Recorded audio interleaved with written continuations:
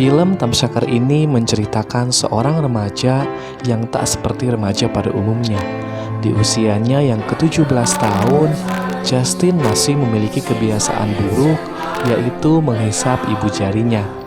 Hal ini yang selalu membuat dirinya dilema. Justin merasa damai ketika menghisap jempolnya sendiri. Hubungan asmara Justin pun muncul ketika Rebecca hadir dalam hatinya. Namun, Justin merasa dirinya pecundang karena tak berusaha jujur dengan Rebecca akan kebiasaan buruknya itu. Justin kehilangan kepercayaan orang tuanya lantaran dirinya susah berhenti menjadi seorang tamsyaker. Assalamualaikum warahmatullahi wabarakatuh. Salam sejahtera untuk kita semuanya. Pada kesempatan yang berbahagia ini, kami dari kelompok 3 akan mempresentasikan hasil analisa terkait film Tamsyaker menggunakan teori psikoanalisis dari Sigmund Freud. Nah, sebelumnya saya ingin mengucapkan terima kasih kepada dosen pengampu mata kuliah Kesehatan Mental, Ibu Nita Rohayati, MPSI Psikologi. Dalam analisa film Tamsyaker ini, saya menggunakan teori psikoanalisis dari Sigmund Freud. Nah, sebelumnya kita akan berkenalan terlebih dahulu siapa sih Sigmund Freud ini. Nah, Sigmund Freud adalah seorang dokter, seorang psikiater dan ahli saraf yang lahir di kota Moravia pada tanggal 6 Mei tahun 1856. Kemudian meninggal di London pada tanggal 23 September tahun 1939. Nah, Sigmund Freud ini adalah salah satu tokoh yang paling familiar atau terkenal dalam teorinya, yaitu teori psikoanalisis. Nah, kita akan membahas tentang teori-teori yang dikemukakan oleh Sigmund Freud. Yang pertama ada tingkat kehidupan mental manusia. Menurut Sigmund Freud, ada 3 tingkat kehidupan mental manusia. Di antaranya ada alam sadar, kemudian alam bawah sadar, dan alam tidak sadar. Yang pertama ada alam sadar atau disebutnya dengan conscious, berisi tentang pikiran, persepsi, ingatan, perasaan. Kalau misalkan kita analisa dalam film Tamsyaker ini, banyak sekali tingkat kehidupan mental atau sedang berada dalam alam sadar. Misalkan kita ambil contoh perasaan. Nah, ketika Justin merasakan marah kepada orang tuanya, atau misalkan ketika Justin merasakan jatuh cinta kepada Rebecca, di situ Justin sedang berada dalam tingkat kehidupan mental alam sadar atau conscious. Kemudian yang kedua adalah alam bawah sadar atau preconscious. Ini berisi tentang insting, drive, impulse, ataupun pengalaman-pengalaman traumatik terdahulu.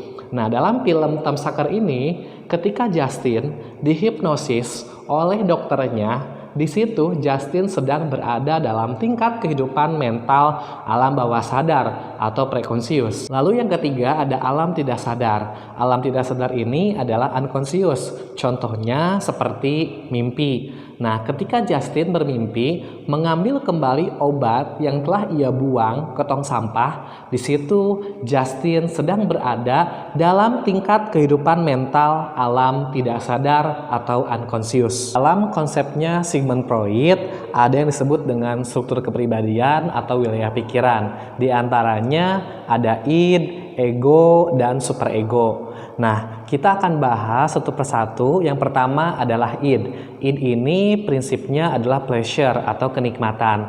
Dalam id terdapat 2 dorongan yang sangat besar, di antaranya ada seksualitas dan juga agresi. Nah, ketika kita melihat dalam film Tamsyaker ini, yang pertama terkait seksualitas. Sudah jelas sekali ketika si Justin menyukai Rebecca atau melakukan hubungan seksualitas berciuman dengan Rebecca, di situ ada dorongan-dorongan seksualitas yang dikeluarkan oleh Justin. Kemudian yang kedua ada dorongan agresi. Nah, kalau agresi ini ketika si Justin marah melempar air susunya ke lantai, nah di situ terdapat dorongan-dorongan agresi dari diri Justin. Itu yang pertama terkait id atau pleasure yang sifatnya itu kenikmatan. Kemudian yang kedua adalah ego. Nah, ego ini adalah sifatnya reality atau si pelaksana kepribadian si Justin itu sendiri. Kemudian yang ketiga ada superego. Kalau superego ini prinsipnya adalah idealistik, berisi tentang nilai, kemudian moral, agama. Nah, dalam film Thumbsucker ini, dalam keluarga Justin, terdapat nilai dalam keluarganya bahwasanya ketika memang anak remaja sudah berusia 17 tahun, itu tidak boleh menghisap jempolnya. Nah, di situ Justin telah melanggar aturan dalam keluarganya. Kemudian, dalam konsepnya Sigmund Freud, ada yang disebut dengan defense mechanism. Nah, defense mechanism ini adalah mekanisme pertahanan diri pada manusia. Banyak sekali jenisnya tentang defense mechanism, diantaranya seperti fiksasi, sublimasi, proyeksi, ataupun lain-lain. Nah, dalam film Thumbsucker ini, saya melihat bahwasanya si Justin ini menggunakan defense mechanism fiksasi. Nah, kita akan membacakan teori terlebih dahulu. Apa sih fiksasi itu? Nah, menurut Freud, secara umum pertumbuhan psikis lazimnya bergerak secara kontinu melalui serangkaian tahap perkembangan. Akan tetapi, proses pendewasaan secara psikologis tidaklah bebas dari momen-momen yang penuh dengan stres maupun kecemasan. Jika melangkah ke tahap perkembangan lebih lanjut, memunculkan kecemasan yang begitu besar, maka ego bisa mengambil strategi untuk tetap bertahan di tahap psikologi saat ini yang lebih nyaman. Nah, pertahanan seperti ini disebut dengan fiksasi atau fixation. Secara teknis, fiksasi merupakan keterikatan permanen dari libido pada tahap perkembangan sebelumnya yang lebih primitif.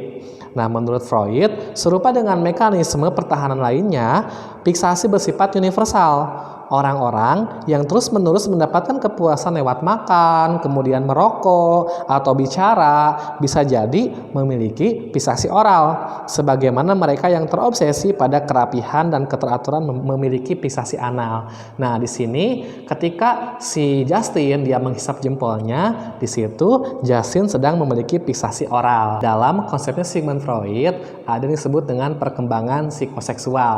Nah, ada beberapa fase dalam perkembangan psikoseksual ini, diantaranya ada fase oral, kemudian fase anal, fase palik, fase laten, dan fase genital. Nah, setelah saya analisis, saya menggunakan teori ini bahwasanya si Justin itu gagal dalam fase oral atau dalam kepuasan di mulut sebagai kebutuhan dasarnya, sehingga ketika di masa fase oral itu belum terpenuhi kebutuhan Justin, sehingga sudah sampai dewasa, sudah berusia 17 tahun, Justin masih membutuhkan kebutuhan dasar itu dengan cara Justin menghisap jempolnya itu sendiri. Kemudian yang terakhir, dari beberapa teori yang saya ambil, saya akan menyimpulkan yang pertama, Justin ini mengalami gangguan di fase oral, yaitu fase pertama perkembangan psikoseksual Sigmund Freud sebagai kebutuhan dasarnya, yang mana ketika kebutuhan dasar itu belum terpenuhi, di usia Justin yang 17 tahun, beliau masih menghisap jempolnya. Nah, kemudian Justin juga sering menggunakan defense mechanism fiksasi, yang mana fiksasi ini adalah sebuah defense mechanism yang terus-menerus ingin memenuhi kebutuhan di mulut yang disebut dengan fiksasi oral. Dan terakhir, dari film Thumbsucker ini kita dapat mempelajari gangguan-gangguan yang dialami oleh Justin, kemudian kita dapat menganalisa apa penyebabnya dan bagaimana cara menanganinya, sehingga kita semua dapat belajar untuk tetap menjaga kesehatan mental atau mental illness kita agar tetap lebih baik lagi. Mungkin itu yang dapat saya sampaikan. Mohon maaf apabila banyak kesalahan. Saya mengucapkan terima kasih. Wabillahi taufiq wal hidayah. Wassalamualaikum warahmatullahi wabarakatuh.